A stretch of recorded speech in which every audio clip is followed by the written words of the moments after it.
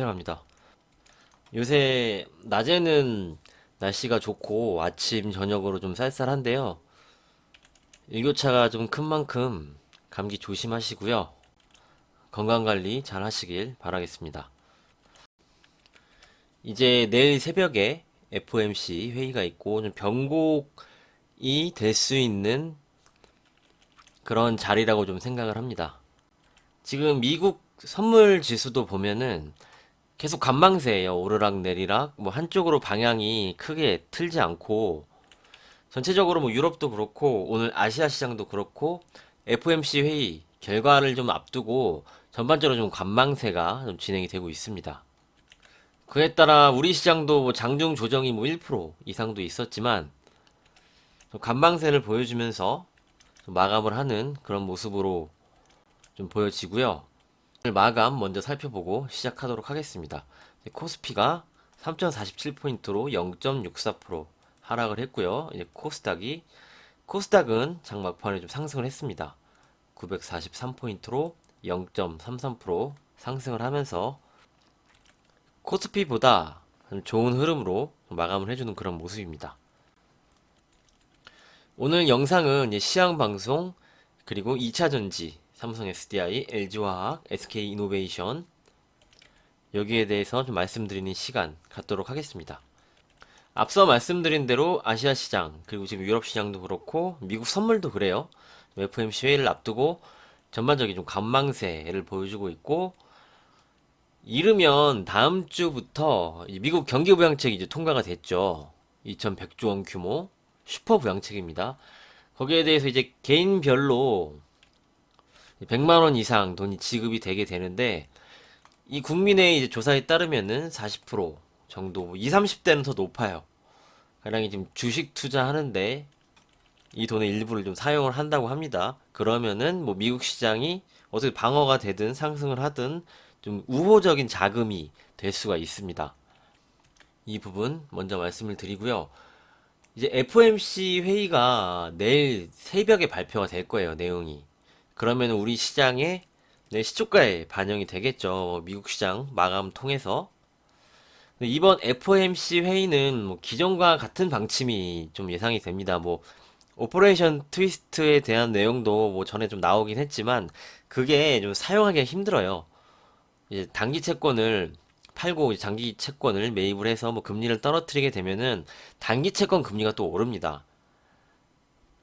그렇기 때문에 이게 좀 쉽게 나올 수 있는 그런 정책이 아니에요. 정말 뭐 최악일 때나 좀 나오게 되거든요. 그래서 이번에도 좀 기존과 같이 뭐 인플레이션 2% 용인을 할 것이고 뭐 채권 매입 프로그램 좀 진행을 하고 뭐 이런 내용이 여태까지 나왔던 스탠스대로 좀 나올 거라고 좀 생각을 하고요. 여기서 이제 우리가 주목해야 될 부분이 점도표예요. 점도표가 이제 3월, 6월, 9월, 12월 이렇게 좀 나오게 되는데 이게 뭐냐면은 17명의 연준 이사와 연방은행 총재들이 예상하는 이제 향후 정책 금리를 점으로 찍은 표입니다. 이게 익명으로 좀 진행이 되거든요. 이게 굉장히 이 부분에 대해서 시장이 반응을 할 거라고 좀 생각을 합니다. 12월에 나왔던 자료를 한번 보여드리면 이게 이제 점도표예요.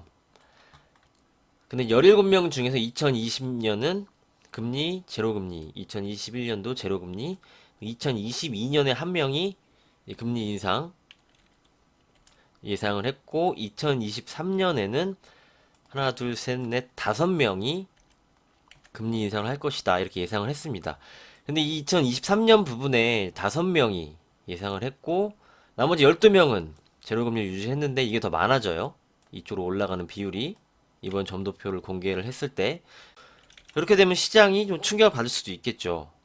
아니면 2022년이나 2021년은 좀 가능성이 떨어진다고 좀 생각을 하고 2022년에 금리 인상을 할 것 같다는 위원들이 많아지면은 시장은 다시 한번 뭐 나스닥은 뭐 발작을 일으킬 수도 있고 그 금리에 채권 금리에도 좀 영향을 미칠 수가 있겠죠. 그래서 이번 FOMC 회의는 점도표가 좀 중요할 것으로 보여진다. 이렇게 좀 말씀을 드리도록 하겠습니다. 자, 그러면 이제 시황 말씀드리기 전에 먼저 3번 지금 2차 전지 LG화학, 삼성 SDI, SK이노베이션. 어제는 LG화학, SK이노베이션이 좀 크게 하락을 했고, 오늘은 이제 삼성 SDI가 하락을 했어요. 여기 2차 전지에 대해서 좀 말씀을 드리도록 하겠습니다. 지금 대형주들이 하락을 하고 있는데, 시작이 이제 폭스바겐이 이제 각형 배터리로 이제 사용할 것이다. 이게 좀 중국 CALT 중심으로 좀 각형 배터리를 사용을 하고 있거든요. 근데 여기서 LG화학과 SK이노베이션은 파우치형의 배터리를 사용을 합니다. 이게 어떤 건지 먼저 우리가 보고 가야겠죠. 배터리 종류인데요. 이게 원통형이죠. 원통형, 이게 파우치형이에요. 그리고 이제 각형. 여기에 이제 삼성 SDI, 중국 사용을 하고 LG화학이나 SK이노베이션은 이 파우치형을 사용하는 것입니다. 그런데 어제도 뭐 기사가 나오긴 했어요. 이제 폭스바겐이 각형 배터리를 사용한다고 하는데 삼성 SDI는 각형을 쓰거든요. 근데 왜 하락을 하지, 오늘?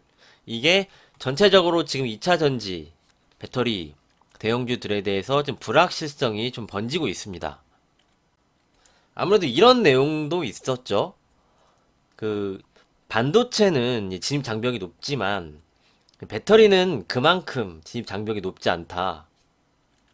기술력이 있는 회사라면 충분히 이제 뛰어들 수 있는 그런 산업이고, 경쟁자들도 점점 심해지고, 그렇게 이제 불확실성이 좀 생긴다, 요렇게 볼 수가 있는 거죠. 그래서 주가를 한번 살펴보면은 이 LG화학을 먼저 볼게요. 어제도 제가 이제 봤는데 어제부터 이제 하락을 했어요. 그런데 주가는 거래량이 모든 걸 보여준다고 그랬죠. 고점 부근에서 거래량이 이렇게 증가를 하면서 메이저들이 양매도가 나오면서 하락을 했어요. 이게 좋은 상황이 아닙니다, 지금 LG화학은 어제도 빠지고 오늘도 빠져서 뭐 이틀 동안 10%가량 빠졌는데, 전저점이 있으니까 이제 지지를 받으면서 반등 시도는 나올 수 있어요. 반등 시도는 나올 수가 있겠지만 지금 섣불리 2차 전지 대형주들은 들어가기보다는 좀 지켜보셔야 된다. 왜냐하면 이미 고점에서 지금 거래량이 많이 늘면서 수급이 양매도가 지금 나오고 있는 그런 상황이죠. 특히 외국인이 좀 많이 팔고 있어요. 뭐 연기금은 이제 많이 올라서 판다 쳐도 외국인이 정말 많이 팔고 있죠. 그래서 지금 2차 전지의 좀 불확실성이 좀 번지는 모습으로 보여지기 때문에 본격적으로 좀 돌리는 흐름과 저점이 만들어지고 다시 수급이 새롭게 들어오거나 그럴 때 보시는 것이 좋아 보인다. 이렇게 좀 말씀을 드리도록 하겠습니다. 그러면 이제 삼성 SDI 한번 볼까요? 이제 삼성 SDI 주가는 어제는 좀 이제 버텨줬죠. 그런 모습이 좀 나왔었는데 오늘 보시면은 거래량이 증가하면서 좀 장대 음봉이 떨어졌거든요. 하락폭이 6% 정도. 수급을 한번 살펴보시면 역시 지금 양매도가 나오고 있습니다. 외국인 쪽에서 매도가 굉장히 많이 나오고요. 연기금 쪽에서도 매도가 많이 나오고 있는 상황이에요. 최근에 이 구간에서 이렇게 N자형으로 빠지고 밑꼬리가 달리고 강한 반등이 나왔었어요. 낙폭 과대에 따른 이제 반등이죠. 그런데 이제 최근에는 오늘 뭐 시장이 빠지긴 했지만 어제는 시장이 상승을 했죠. 근데 2차 전지들이 약한 모습을 보여줬거든요. 시장이 돌아서려고 하는 그런 와중에도 이게 매도가 좀 나오고 있는 거는 이쪽에서 자금이 다른 쪽으로 지금 들어가고 있다. 이렇게 우리가 볼 수도 있는 거거든요. 이 삼성 SDI도 지금 전 저점에 와 있기 때문에 뭐 반등 시도는 나올 수 있습니다. 하지만 역시 말씀드린 대로 LG화학과 같이 확실히 돌아서는 것을 확인을 하고 수급이 들어오는 것을 확인을 한 뒤에 적극적으로 그때 보시는 것이 좋아 보인다. 역시 같은 의견 드리도록 하겠습니다. 그렇기 때문에 지금 하락은 이전 시장 하락과 좀 다른 성격의 하락이죠. 시장이 빠질 때 같이 빠진 것이 아닌 시장이 상승을 해도 수급이 들어오지 않는 것이기 때문에 좀 관망을 하시고 확인을 하시는 것이 좋아 보인다. 이렇게 좀 정리를 해서 말씀을 드리도록 하겠습니다. 그럼 이제 4번 국내 시장 수급 그리고 전략 시황 말씀을 드리도록 하겠습니다. 오늘 이제 수급을 보시면은 코스피 시장에서 개인이 1조 좀 매수가 나왔고요. 외국인 기관이 양매도가 나왔고, 연기금이 그저께 이틀 이제 순매수를 보여줬지만 오늘 매도가 나왔는데 2차 전지 쪽에서 매도가 강력하게 나왔습니다. 연기금은. 이렇게 보시고요. 이제 코스닥도 같은 수급이고 선물이 장난을 쳤어요.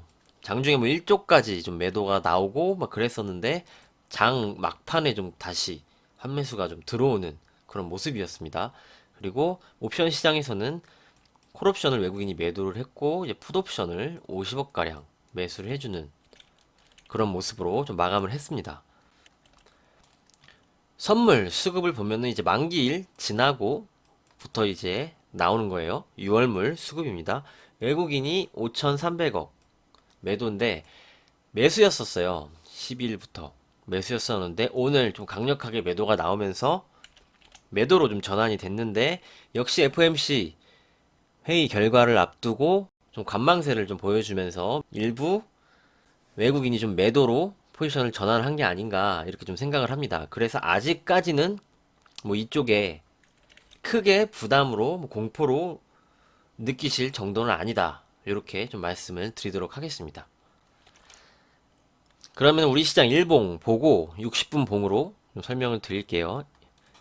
요거를 추세선, 단기 추세선을 갭 상승으로 돌파를 하고 오늘은 이 초록색 선인 61선 지지 테스트를 하면서 아직까지 추세선 상단에서 매물 소화를 하고 있는 우리 증시입니다. 기술적으로 봤을 때.